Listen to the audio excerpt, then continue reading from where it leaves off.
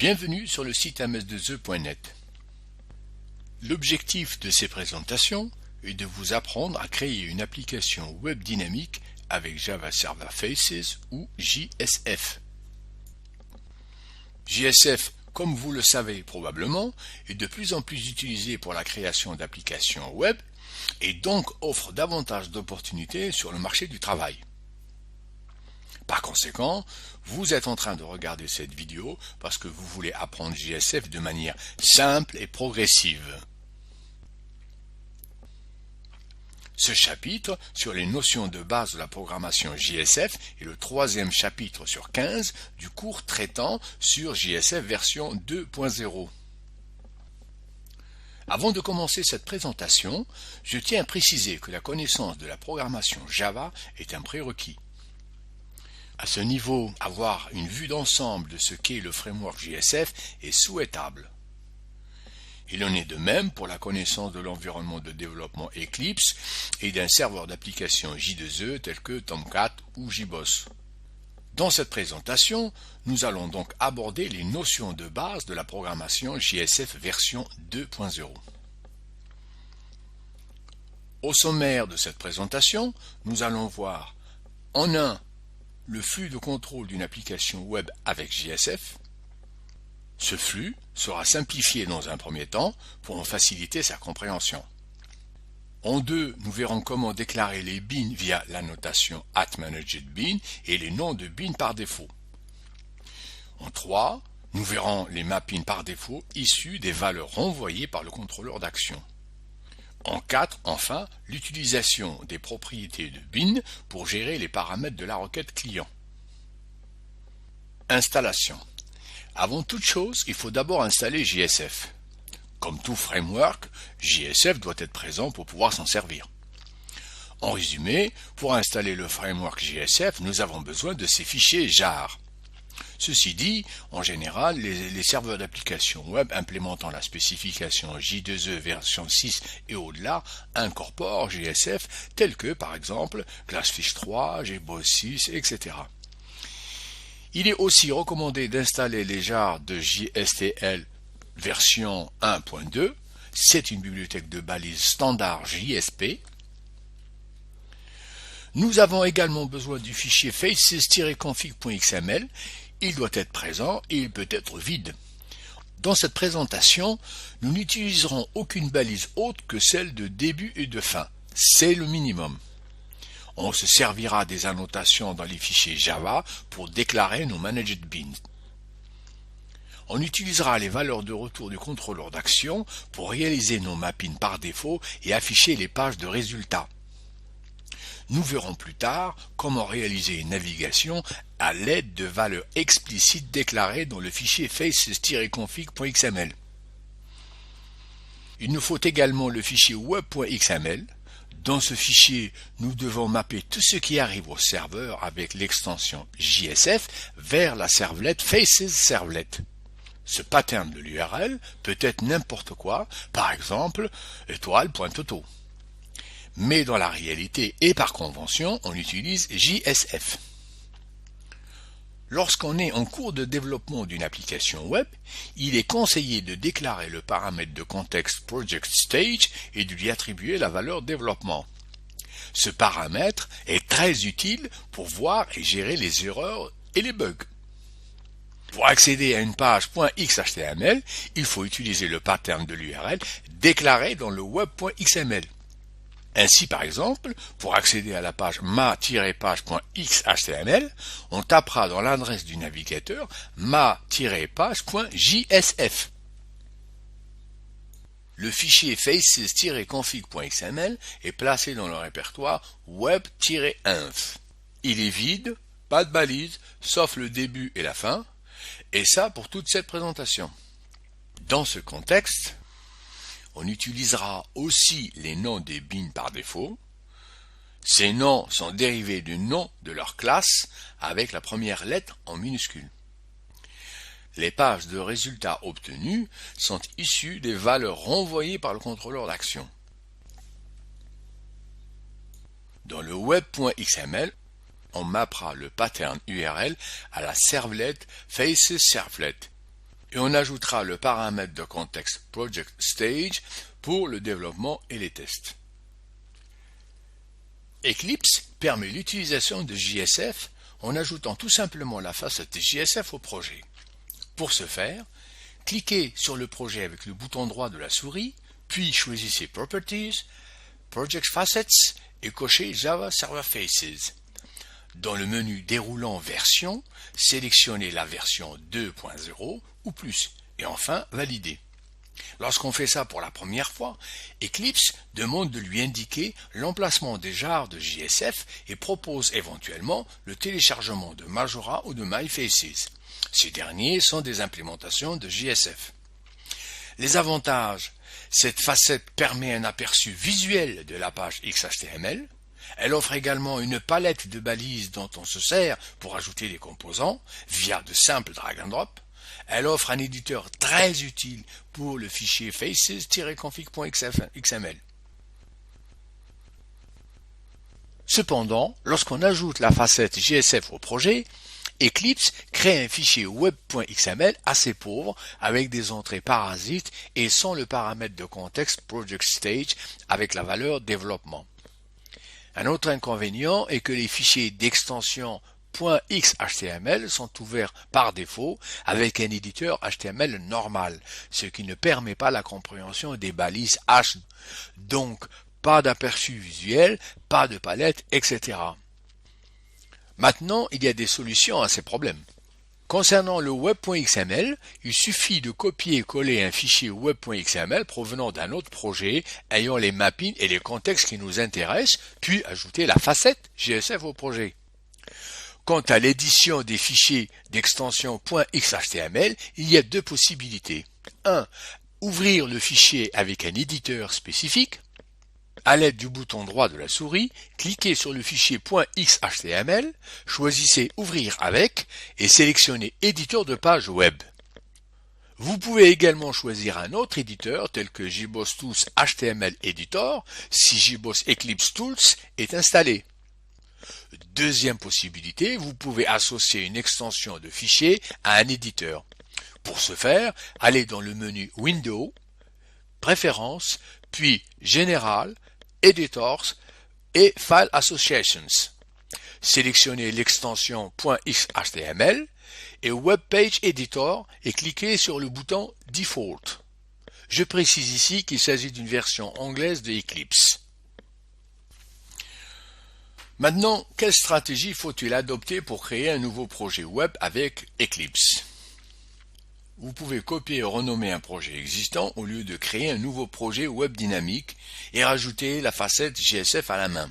Il y a un pour et un contre à cette stratégie. Le pour, on a tout ce dont on a besoin, la facette, le web XML, le face config, etc. Le contre, il faut modifier le fichier .component dans le répertoire .settings. Nous verrons comment dans une autre présentation. Une possibilité est l'utilisation de JBoss Eclipse Tools. JBoss améliore le support de JSF dans Eclipse. Le pour, une bonne prévisualisation des pages .xhtml ainsi que des options pour la création de nouveaux projets. Le contre, JBoss Tools contient plein d'autres outils autres que JSF inutiles pour nous dans ce contexte. Car ce dont on a besoin, c'est juste la création d'un nouveau projet web dynamique ayant la facette JSF.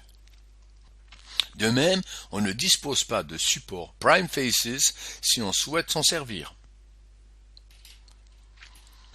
Structure de base des applications JSF 2.0. Avant de parler de cette structure de base, un rappel bref du cycle de vie d'une application JSF est utile. Ce cycle est composé de deux phases principales, la phase d'exécution et la phase du rendu. L'exécution. La première phase, c'est la phase de construction ou de restauration de la vue de l'application. Le cycle de vie commence dès qu'un client clique sur un lien ou sur un bouton et que JSF reçoit la requête. JSF construit la vue, connecte les gestionnaires d'événements et les validateurs aux composants de l'interface utilisateur. Ensuite, il sauvegarde la vue ainsi créée dans une instance appelée Faces Context. Cette instance contient toutes les informations nécessaires pour traiter la requête. La deuxième phase, c'est la phase d'application des valeurs des paramètres de la requête. Une fois que l'arborescence des composants est créée ou restaurée, chaque composant de l'arbre des composants utilise la méthode decode pour extraire sa nouvelle valeur à partir des paramètres de la requête. Le composant ensuite stocke cette valeur. Il y a conversion de la valeur et si cette valeur échoue, un message d'erreur est généré et mis en attente dans l'objet FacesContext. Ce message sera affiché lors de la phase du rendu avec toutes les autres erreurs de validation. La troisième phase, la phase des conversions et des validations. Durant cette phase, JSF traite tous les validateurs enregistrés dans l'arborescence des composants. Il examine ensuite les règles des attributs du composant pour la validation et compare ces règles à la valeur locale stockée pour le composant. Si la valeur locale est invalide, JSF ajoute un message d'erreur à l'instance FacesContext et le cycle de vie passe à la phase du rendu en affichant la même page avec le message d'erreur. La quatrième phase, la mise à jour du modèle de données. Après que JSF ait vérifié la validité des données, il traverse l'arborescence des composants et attribue les valeurs locales du composant aux objets propriétés correspondant côté serveur, c'est-à-dire aux propriétés du bin. JSF met à jour les propriétés du bin correspondant à l'attribut value du composant input, autrement dit l'attribut value du champ de saisie de données du formulaire. La cinquième phase est la phase de la logique métier. Durant cette phase, JSF gère les événements de niveau application, comme la soumission d'un formulaire ou de lien vers une autre page. La deuxième partie, le rendu génère une sortie. Une fois que le contenu de la vue est rendu, l'état de la réponse est enregistré de telle sorte que les requêtes suivantes peuvent y accéder et restent disponibles pour la phase de la restauration de la vue. En résumé, lors de la première requête client demandant une page web, les facelets de l'application sont compilés puis exécutés pour créer une arborescence de composants qui sera mise dans FacesContext. Ensuite, le composant de l'arborescence est rempli avec la propriété du ManageBin qui lui est associée via le langage d'expression. Une nouvelle vue est construite basée sur cette arborescence de composants. La vue est rendue au client, au browser, comme une réponse. L'arborescence est ensuite automatiquement détruite. Le flux de contrôle simplifié. Lorsqu'un client demande une page web en tapant dans l'URL du navigateur quelque chose comme blabla.jsf, le serveur lui renvoie la page blabla.xhtml. L'utilisateur remplit son formulaire et le soumet au serveur en cliquant sur le bouton. Ce bouton indique l'action à exécuter, c'est-à-dire exécuter la méthode nommée maMéthode du bin appelé monBin. JSF instancie ou retrouve le bin monBin, puis exécute la méthode maMéthode. Dans cet exemple, on utilise la notation @ManageBin qui signifie instancier le bin. Il y a instanciation à chaque échange lorsque la portée ou le scope du ManageBin est par défaut, c'est-à-dire la portée de niveau requête. Plus tard, nous verrons comment retrouver des bins plutôt que de les instancier en les mettant dans un scope de niveau session. Le nom de la méthode du contrôleur d'action, c'est le nom exact donné dans l'attribut action du bouton. Dans cette version simple, la page renvoyée correspond à la valeur de retour de la méthode de contrôleur d'action.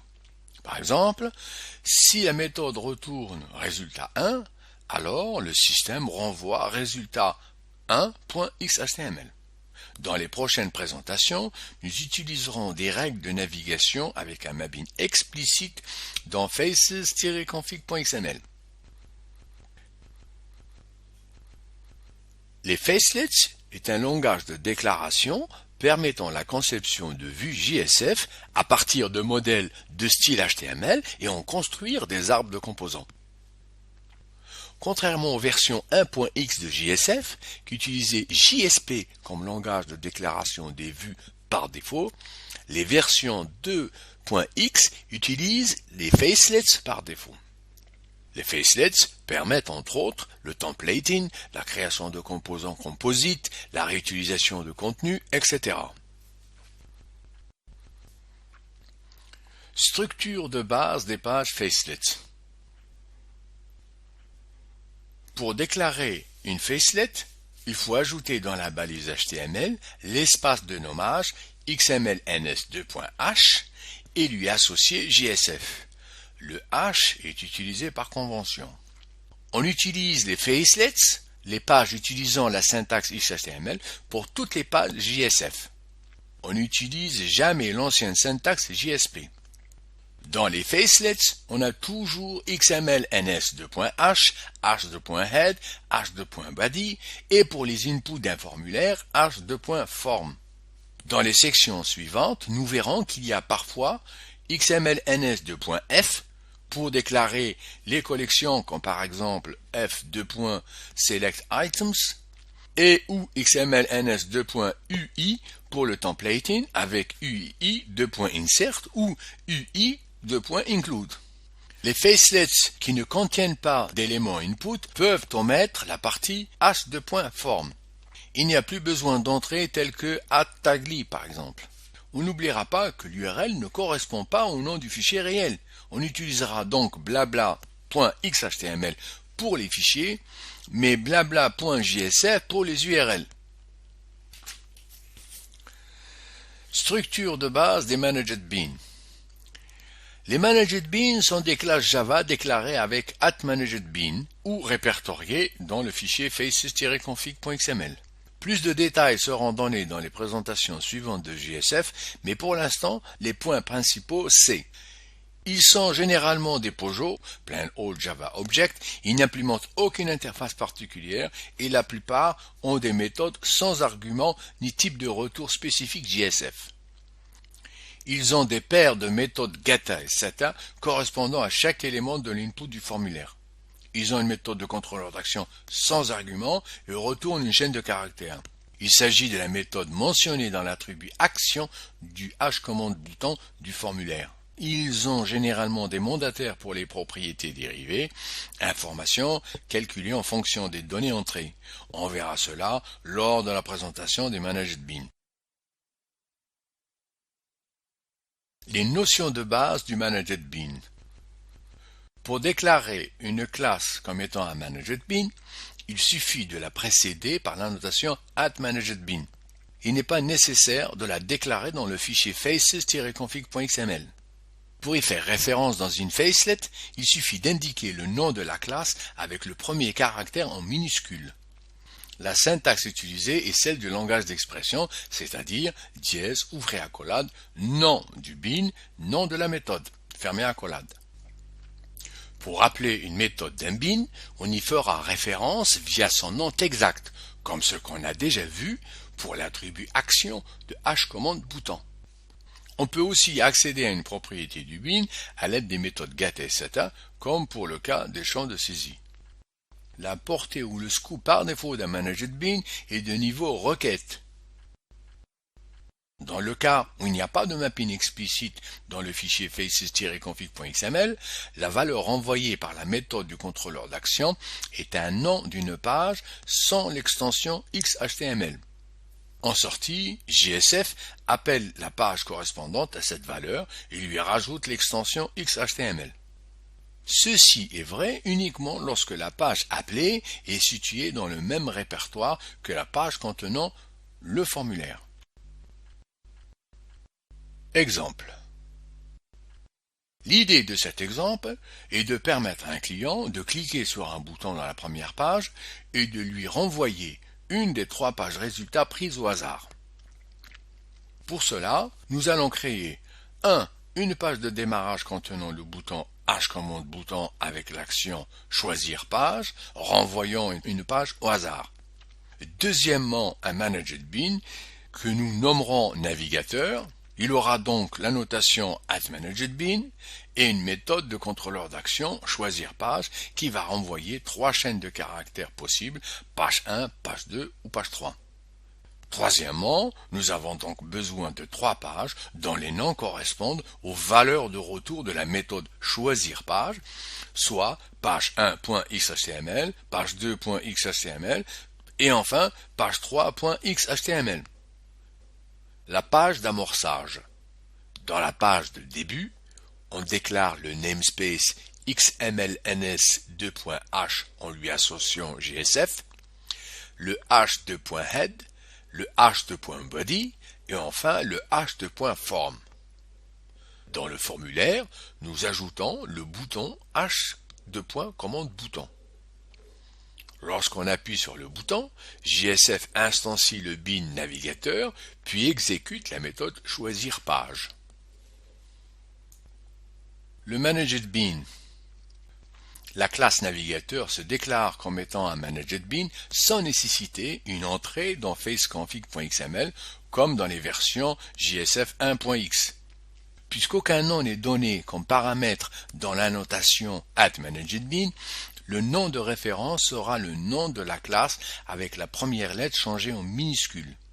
On peut attribuer une autre référence à ce bin en ajoutant le paramètre name de l'annotation, comme par exemple @ManagetBean, entre parenthèses, name égale, entre côtes, autre nom, à voir dans les présentations ultérieures.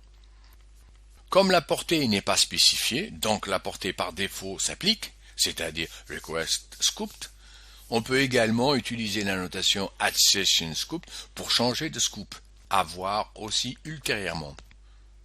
Comme il n'y a pas de règle explicite de navigation dans faces-config.xml, la valeur de retour correspond soit à page 1.xhtml, page 2.xhtml ou enfin page 3.xhtml. Les pages résultats sont toutes similaires. Dans cet exemple simplifié, il n'y a aucun code dynamique, mais c'est une bonne idée de toujours inclure à l'avance h2.head et h2.body. Cela permet d'éviter des erreurs d'oubli en cas d'ajout ultérieur de composants JSF. Pour cette démonstration, nous allons ouvrir le projet JSF les bases programmation sous Eclipse, explorer le code source, puis l'exécuter.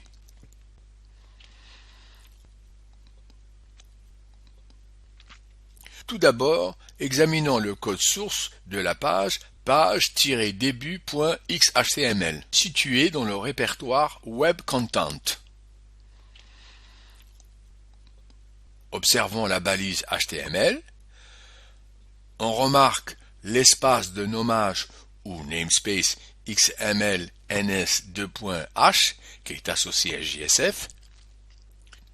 De même pour le h2.head, h2.body, h2.form. Dans l'action du h-commande bouton, on déclare le ManagetBean navigateur avec le premier caractère N en minuscule et le nom de la méthode du contrôleur d'action choisir page.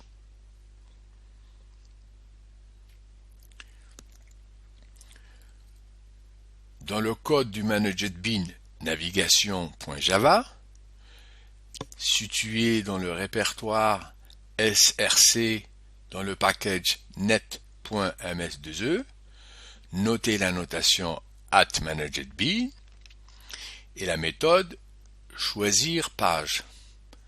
Cette méthode renvoie une chaîne de caractères prise au hasard dans la liste page résultat. Notez aussi que ces chaînes de caractères ne contiennent aucune extension.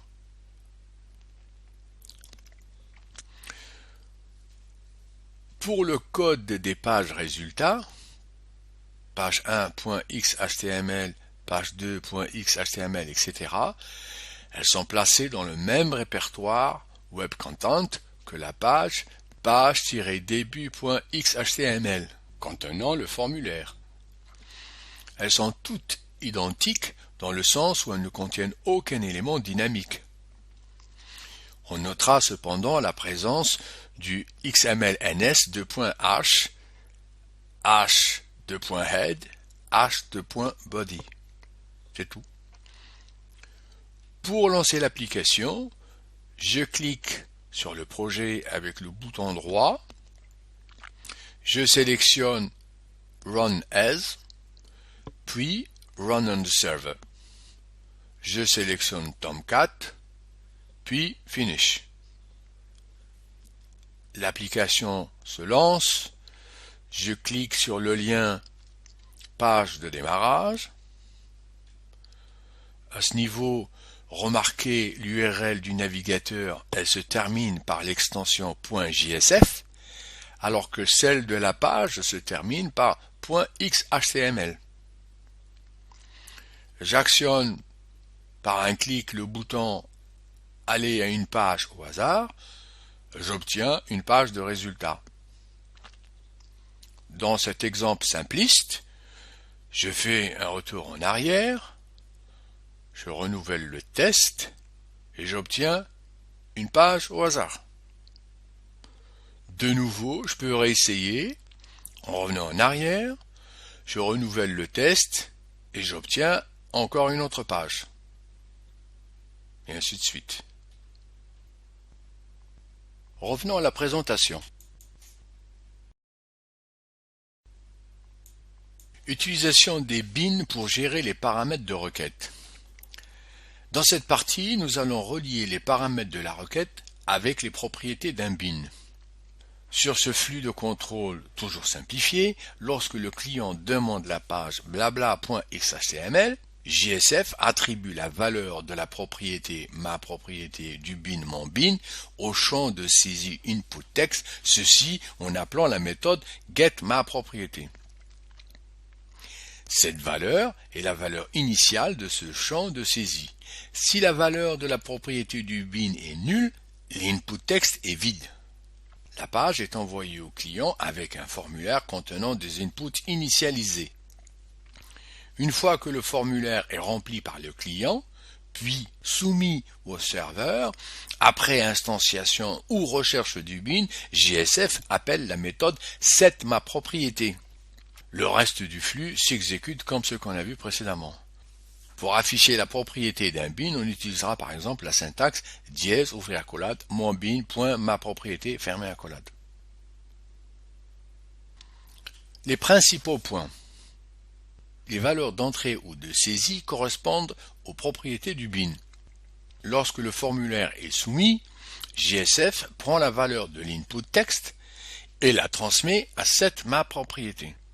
Cette phase de la mise à jour du modèle de données est exécutée après la phase de conversion et validation éventuelle. JSF appelle getMaPropriété lorsqu'il s'agit d'afficher le formulaire. On a vu que les bins ont par défaut une portée de niveau requête, donc leur durée de vie est celle de la requête. Ce qui veut dire qu'un bin est instancié deux fois, une fois lors de l'affichage initial du formulaire et une deuxième fois lors de la soumission de ce formulaire. Comme on vient de le voir, on peut afficher en sortie la propriété dièse ouvrir accolade bin.propriété fermer accolade, résultat de getMaPropriété, plutôt que h2.outputText value égale bin propriété, etc., ce qui est plus long syntaxiquement. Deuxième exemple de ce chapitre. Le but de cet exemple est de permettre à l'utilisateur d'introduire un nombre compris entre 0 et 8, puis de le comparer à un nombre aléatoire pris entre 0 et 8. En fonction de cette intro, on affichera soit donc une page d'erreur indiquant qu'aucun nombre n'a été introduit, une page d'avertissement indiquant que le nombre introduit n'est pas égal au nombre aléatoire, et une page de confirmation indiquant que ce nombre est bien égal au nombre aléatoire. Ce dont nous avons besoin, un bin contenant une propriété correspondant aux paramètres de la requête, un formulaire avec un champ de saisie h, input text value, etc., Et enfin, les pages de résultats incluant le nombre introduit par l'utilisateur. Ces pages sont issues de la méthode du contrôleur d'action nombre utilisateur.vérifier nombre. Dans la page choisir nombre de cet exemple, lorsque le formulaire est soumis, le ManagerBin nombre utilisateur est instancié et la valeur de l'input texte est passée à la méthode setNombre introduit. Ensuite, la méthode vérifier nombre est appelée pour déterminer la page résultat à afficher. La valeur de hInputText joue en fait un double rôle. Lorsque le formulaire est affiché la première fois, le bin nombre utilisateur est instancié et la méthode getNombre introduit est appelée. Si la valeur de la propriété est non vide, ce résultat est la valeur initiale du champ de saisie. Dans le cas contraire, ce champ est initialement vide. Lorsque le formulaire est soumis, le bin nombre utilisateur est réinstancié en supposant que la portée est de niveau requête. La valeur du champ de saisie est passée à setNombre introduit.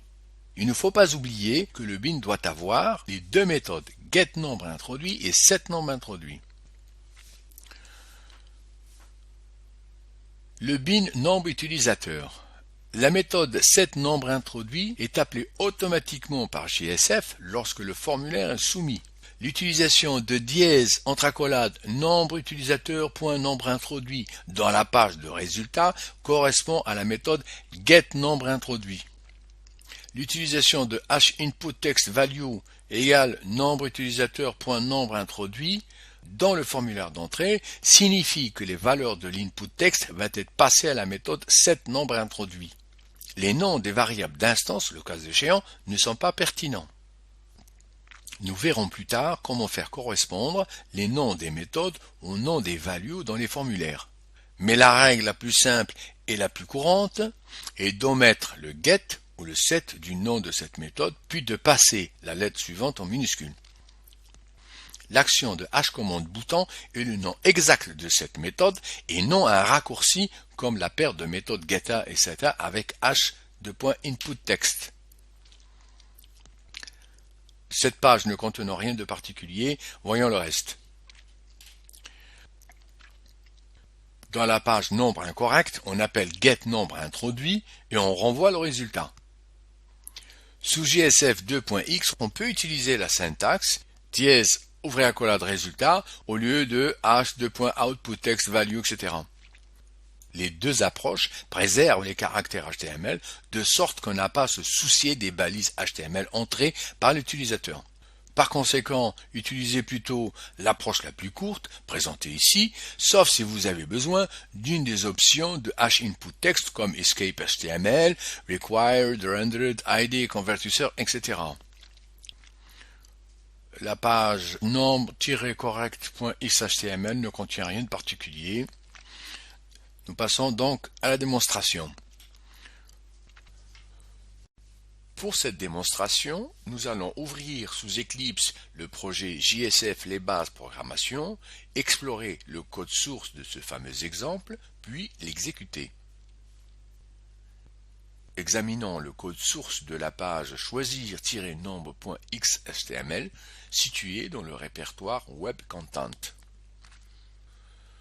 Dans le formulaire, nous déclarons le h-2.inputText avec la value liée à la propriété nombre introduit du ManagerBin nombre utilisateur. De la même manière, nous déclarons le h2.command bouton dont l'action est reliée à la méthode vérifier nombre du ManagerBin nombre utilisateur. Dans le code du ManagerBin nombre utilisateur.java situé dans le répertoire src sous le package net.ms2e, on remarquera la propriété nombre introduit et ses méthodes geta et seta permettant au facelet de l'accéder. La méthode du contrôleur d'action vérifier nombre renvoie à une chaîne de caractères correspondant à une page résultat en fonction de la valeur introduite par l'utilisateur. Dans la page nombre-incorrect.xhtml, la syntaxe courte est utilisé pour afficher la valeur de la propriété nombre introduit. Encore une fois, on remarquera que pour afficher la page choisir-nombre.xhtml, dans le href, on utilise l'extension .jsf et non pas .xhtml. Le code des pages résultats nombre-manquant.xhtml et nombre-correct.xhtml ne contiennent rien de particulier. Donc, passons à l'exécution. Pour lancer l'application, je clique sur le projet avec le bouton droit de la souris et je sélectionne Run As, puis Run on the Server. Je choisis Tomcat, puis Finish. Afin d'augmenter les chances de trouver le bon nombre rapidement, nous allons réduire l'étendue de notre choix entre 0 et 2 au lieu de 0 et 8. Dans le Managed Bin, nous allons donc limiter la borne maximale au chiffre 2, puis reprendre notre test. On modifie le maximum à 2 et on relance.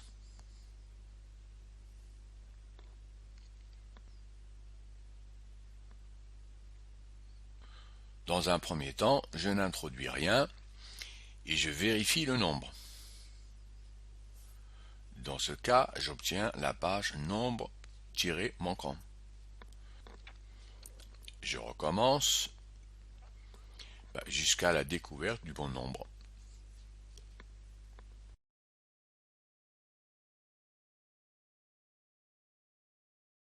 Et voilà. Reprenons notre présentation. Les problèmes courants des débutants. Les tags JSF semblent être ignorés parce que les URL introduites se terminent par l'extension .xhtml au lieu de .jsf, ou d'autres mappent vers la servlette FaceServlet dans le web.xml. Le message d'erreur concernant la source est nul, dû à une simple erreur de syntaxe XML.